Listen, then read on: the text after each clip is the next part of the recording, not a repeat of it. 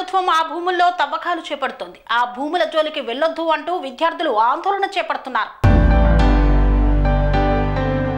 Hyderabad central university సమీపంలోని కంచ గచ్చిబౌలి ప్రాంతంలో 400 ఎకరాల భూమి వివాదం తెలంగాణలో రాజకీయ పర్యావరణ చర్చలకు కేంద్ర బిందువుగా మారింది.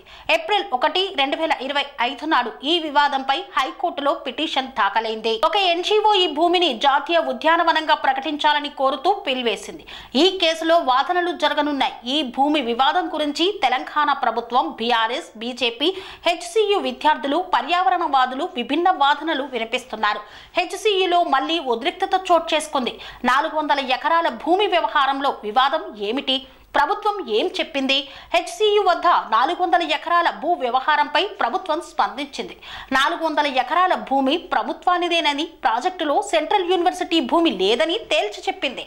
హైదరాబాద్ సెంట్రల్ యూనివర్సిటీ భూములకు సంబంధించిన వ్యవహారం తెలంగాణలో మరోసారి చర్చనీయాంశంగా మారింది. టీజీఐఐసికి కేటాయించిన స్థలాన్ని ఆదివారం రోజు చదును చేస్తుండగా విద్యార్థులు అడ్డుకునే ప్రయత్నం చేశారు.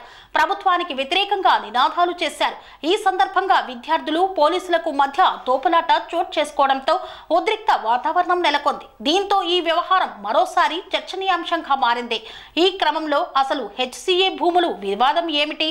విద్యార్థులు ఎందుకు ఆందోళనకు దిగారు?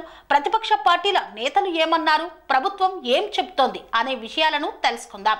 భూముల వేలాన్ని అడ్డుకుంటాం. హైదరాబాద్ సెంట్రల్ యూనివర్సిటీ ఆవరణంలో భూమి వేలంపై వివాదం కొనసాగుతోంది. 400 ఎకరాల భూమిని రాష్ట్ర మౌలిక సదుపాయాల సంస్థకు కేటాయిస్తూ ప్రభుత్వం ఉత్తర్వులు జారీ చేసింది. భూమిని అభివృద్ధి చేసి ఐటీ సంస్థలకు విక్రయించేందుకు టీజీఐఐసి ప్రణాళిక సిద్ధం చేసింది. అయితే ఈ భూములు హెచ్సియుకి చెందినవి అని, జీవ వైవిధ్యం ఉన్న వీటి జోలికి రావద్దని విద్యార్థి సంఘాలు ఆందోళన చేస్తున్నాయి. భూముల వేలాన్ని ఎట్టి పరిస్థితుల్లోనూ అడ్డుకుంటామని విద్యార్థి సంఘాలు స్పష్టం చేస్తున్నాయి. భూముల వేలాన్ని తక్షణమే నిలిపివేయాలంటూ విద్యార్థులు డిమాండ్ చేస్తున్నారు. వర్సిటీ భూమిలో వేలాది చెట్లు, పక్షులు, వివిధ రకాల జంతువులు, వందల సంవత్సరాల నాటి శిలలు ఉన్నాయని, వాటిని కాపాడాల్సిన బాధ్యత ప్రభుత్వంపైనే ఉందని, భూముల వేలాన్ని నిలిపివేయకపోతే పెద్ద ఎత్తున ఉద్యమిస్తామని హెచ్చరించారు. ఈ క్రమంలో టీజీఐఐసికి కేటాయించిన స్థలాన్ని ఆదివారం చదును చేస్తుండగా విద్యార్థులు అడ్డుకునే ప్రయత్నం చేశారు.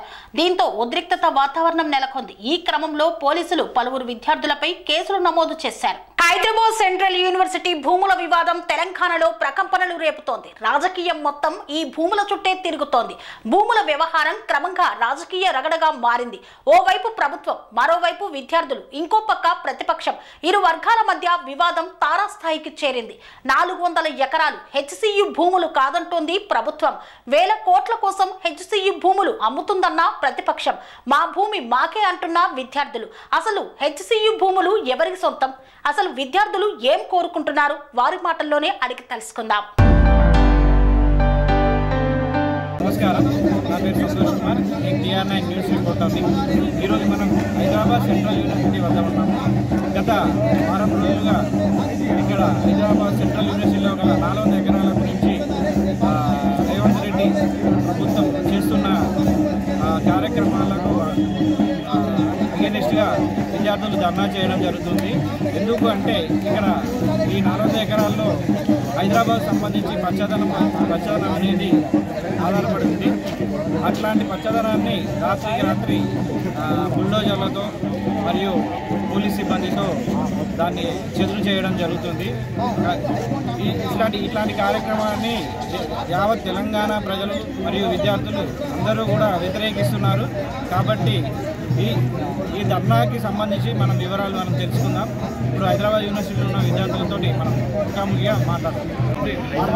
హైదరాబాద్ సెంట్రల్ యూనివర్సిటీ స్థలం 400 ఎకరాలను కుల్లగొడతా, గుంజుకుంటా అని చెప్పేసి దౌర్జన్యం చేసినటువంటి రేవంత్ రెడ్డిని ప్రశ్నిస్తూ వేలాది మంది విద్యార్థులు ఇక్కడ ఆందోళన చేస్తూ ఉన్నారు.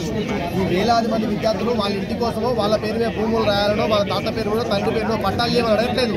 ఇది మా యూనివర్సిటీ స్థలము, యూనివర్సిటీకే ఉండాలి అని చెప్పేసి గర్జించి ఉద్యమిస్తున్నారు రేవంత్ రెడ్డి. ఎందుకంటే ఈ స్థలంతో మాకు ఎమోషనల్ కనెక్షన్స్ ఉన్నాయి, ఈ చెట్టుతో మాకు ఎమోషనల్ బాండింగ్ ఉంది. కాబట్టి విద్యార్థులు, ఉపాధ్యాయులు, నాన్ టీచింగ్ స్టాఫ్, సబ్బండ వర్గాలు కలిసి ఉద్యమం చేస్తూ ఉన్నారు. ఎందుకంటే ఒకే ఒక ముక్త కంతంతో ఇక్కడున్న అడవిని నరకద్దు, ఇక్కడున్న చెట్లను తొలగించద్దు, ఇక్కడ వన్య ప్రాణులను గెంటేయద్దు, ఇక్కడ ఉన్నటువంటి ఆక్సిజన్ చంపొద్దు అని చెప్పేసి ఉద్యమం చేస్తూ ఉన్నారు.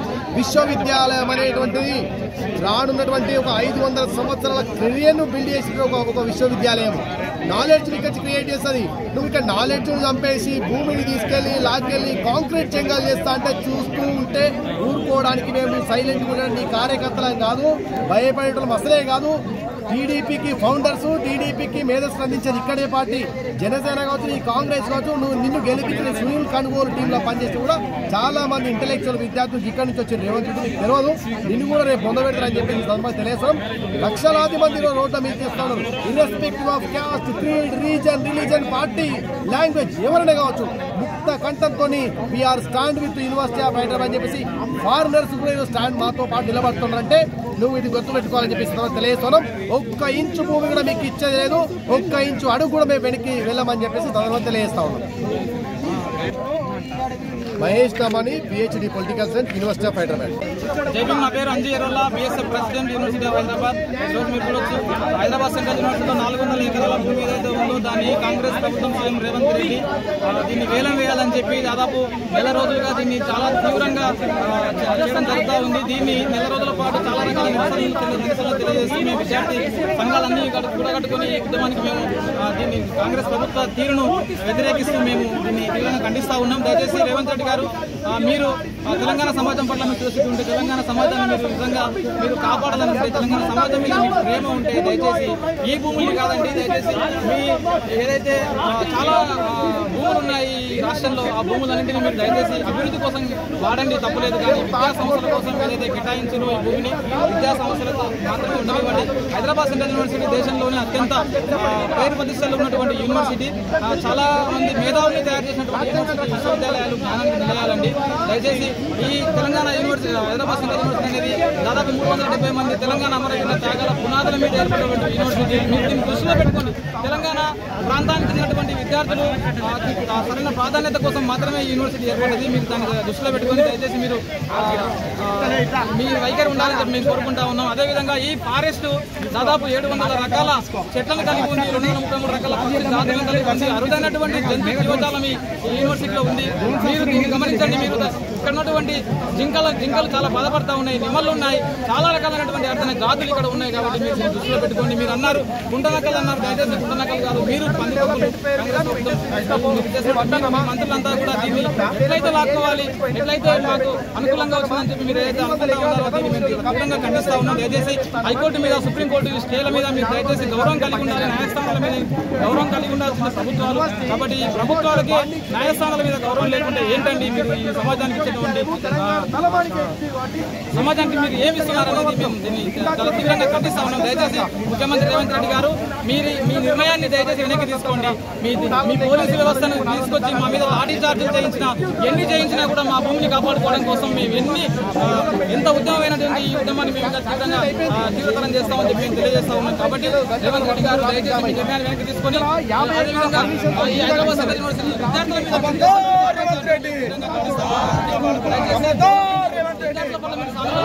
మూగజీవుల పట్ల మీరు సానుకూలంగా గమనించండి. అత్యంత హైదరాబాద్ నగరానికి ఆయుష్ ఇస్తున్నటువంటి ఈ అడవిని కాపాడంలో మీ చిత్తశుద్ధిని నిరూపించుకోండి అని చెప్పి మేము తెలియజేస్తా ఉన్నాం. కాబట్టి రేవంత్ రెడ్డి గారు దయచేసి విద్యార్థులకు సానుకూలంగా స్వాగతించండి. హైకోర్టు పట్ల, హైకోర్టు స్టే ఉన్న దాని పట్ల మీరు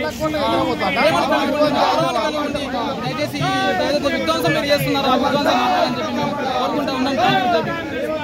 స్వామి బోధానంద గోసేవ ఆశ్రమం, సైథాపూర్. జ్యోతిష్యం, వాస్తుశాస్త్రం మన పూర్వీకులు మనకిచ్చిన వరం. దుర్గాదేవి, కాలభైరవ ఉపాసనతో వాక్సిద్ధి పొందిన శ్రీ శ్రీ బోధానందగిరి స్వామివారు మీకు ఎలాంటి సమస్యలున్నా, వాటిలో ముఖ్యంగా ధన నష్టం, ఆరోగ్య నష్టం, భార్యాభర్తల మధ్య గొడవలు, ప్రేమించుకున్న వారు దూరం అవడం, ఎన్ని సంబంధాలు వచ్చినా పెళ్లి ముడి పడకపోవడం, రోడ్డు ప్రమాదాలు, అప్పుల బాధలు, వ్యవసాయంలో నష్టాలు, పెద్దల మాట పిల్లలు వినకపోవడం, ఆరోగ్య శాంతి, గృహశాంతి, మనశ్శాంతి లేకపోవడం, ఇలాంటి సమస్యలు ఉన్నట్లయితే ఒక్కసారి స్వామీజీని కలవండి. మీ సమస్యలకు తగిన పరిష్కారాన్ని పొందండి. అంతేకాక అన్ని రకాల వ్యాధులకు గోపంచగవ్య మరియు మూలికా వైద్యం చేయబడును. నమ్మకంతో రండి, ఆయురారోగ్యాలతో వర్ధిల్లండి. మా అడ్రస్ స్వామి బోధానంద గోసేవ ఆశ్రమం, సైదాపూర్, వీరభద్రస్వామి గుడి దగ్గర, యాదగిరిగుట్ట. సంప్రదించవలసిన నెంబర్ 9849213754 మరియు 9618034138.